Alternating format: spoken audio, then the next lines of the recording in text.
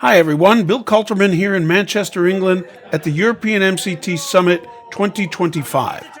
In this video, I catch up once again with MCT Program Manager Sarah Kong to hear her thoughts on the future of the program. Plus, I have a great conversation with longtime MCT Ronald Beekelaar and his wife Kim as they share their insights on the program and the incredible MCT community.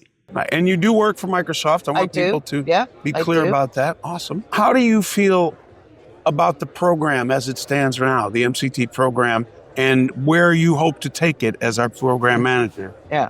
So I've been doing this since March of last year, which was how long now? Almost 10 months, I think. I've been doing this role, not this role.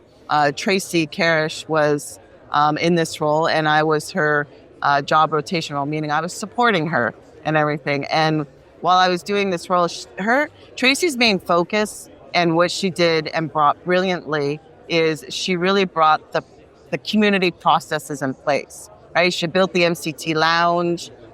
She started supporting, the community leads by having regular monthly meetings, having monthly meetings with the MCT program itself.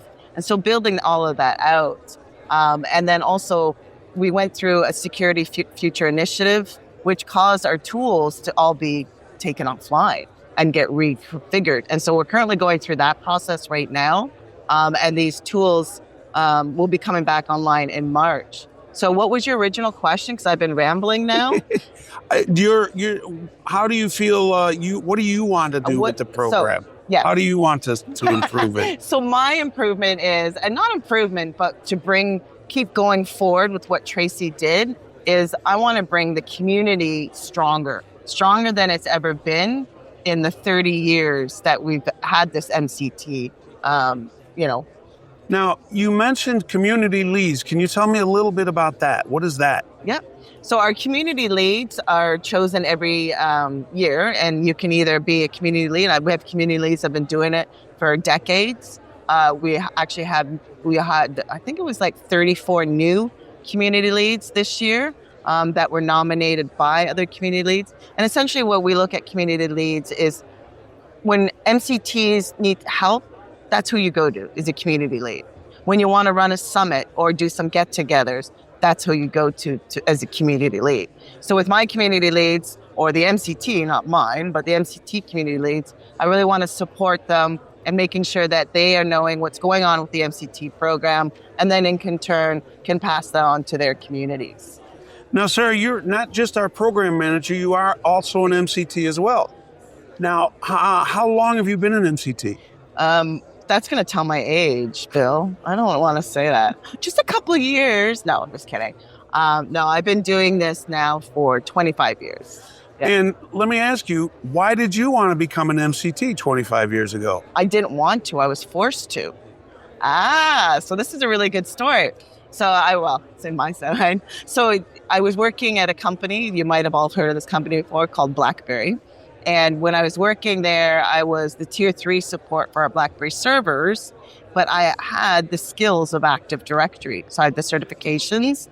And so my then manager, love her, she said to me, she goes, Sarah, we need to teach tier 1 Active Directory, and we want to do it properly. So I'm going to send you to get your MCT. And back then, I didn't even know what an MCT was. Well, actually, I lie. I did, because when I got my first certification, I got it from an MCT. So I was like, okay, why not? I'll try it. So I did. I got my MCT. And, I still worked in the industry, as a consultant doing other things. And it wasn't until 2010. And this was in 2001, I got my MCT. So 9 years later, I then finally decided to become an MCT full-time, and I haven't looked back. Awesome. Now, so you didn't want to become an MCT, you were forced to become an MCT, but you've been one now for 25 years. What has kept you as an MCT? Because it's not automatic. No, it's not. I worked as a contractor for a while, so that was, it was difficult, and it was difficult because I'm based out of Canada. And back then, how should I put this? There wasn't as many jobs for, my gender, put it that way.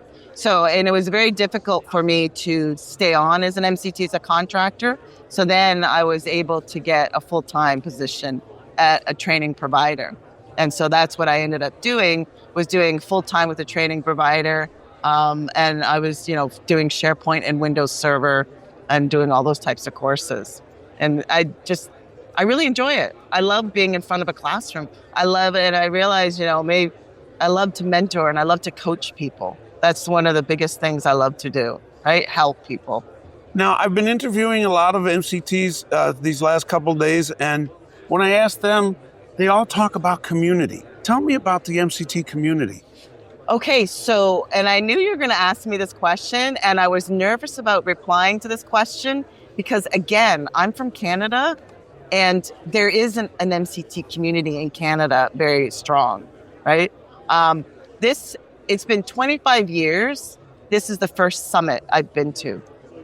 Yeah, I've never been to any of the summits because, first of all, I didn't even know they existed because I always felt like the MCT community wasn't a thing because I was always like out in this little island on my own, delivering these classes. And, I didn't have any other MCT colleagues.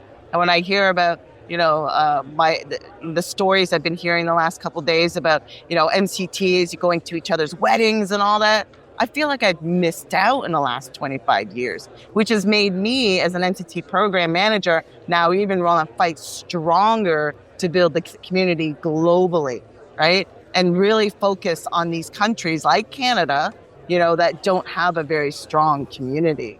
So we're going to see you at this event next year again? Oh, yeah. I'm trying, if my manager now that watches this, I'm going to twist his arm so that he sends me to all of these summits so I can really promote this community because I haven't heard it. I just actually spoke to another MC, just came up to me at lunch and she's like, I haven't been to a summit in a while and this is the best summit I've ever been to.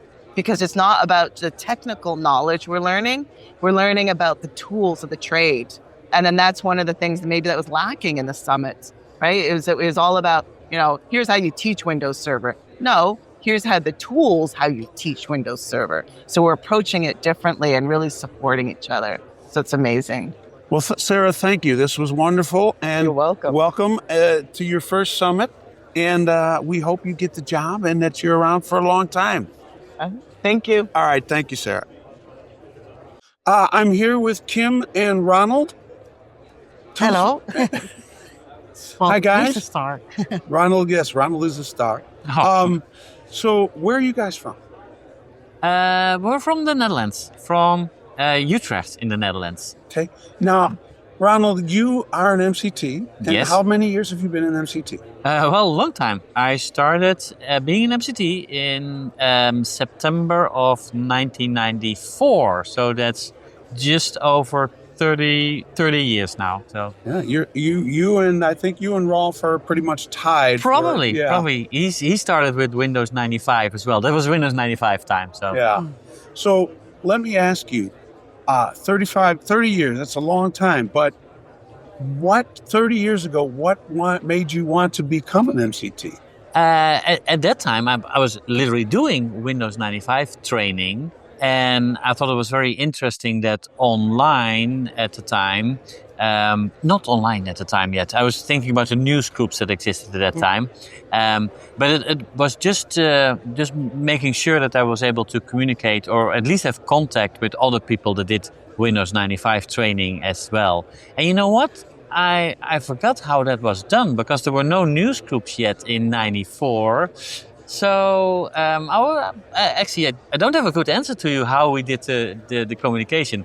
But besides that, at that time, the learning partners called CTEC at the time, the CTEC had to have MCTs deliver the training.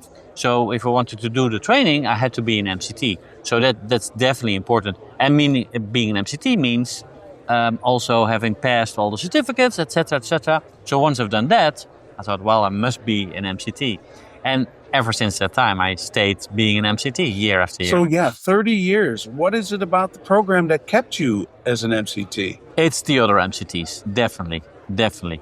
just the interaction, both on the topic, right? If the topic that you're delivering, the topic that you're training on, and also just all the people that you meet at like events like this. We're at the MCT Summit, so clearly there are MCTs here that are doing different topics, but both just interacting with the other MCTs for sure. So Kim, you are not an MCT. No, I'm not. But we feel like you are because you've been here with us all these years. It's Now infectious. You two are married and you have your own business. Yes. And Kim, as not an MCT, but still being here and seeing and knowing all the, what is your take on the community? Well, it's a special group. People are so close with each other and they really motivate each other as well. So they're inspirational, and I think that's important. That's awesome. Well, thank you, both of you. This is going to be great for our viewers, and it was great seeing you again. Well, yeah, thank likewise. Thank you very much. Thank you. In my next video, I talked to the organizer of the upcoming African MCT Summit, Chintan Patel, and the need for Microsoft training in Africa. I also chat with Jean Randall and discuss her experiences as a recent MCT alumni and the impact the community has had for her. Thanks for listening, and I'll see you next time.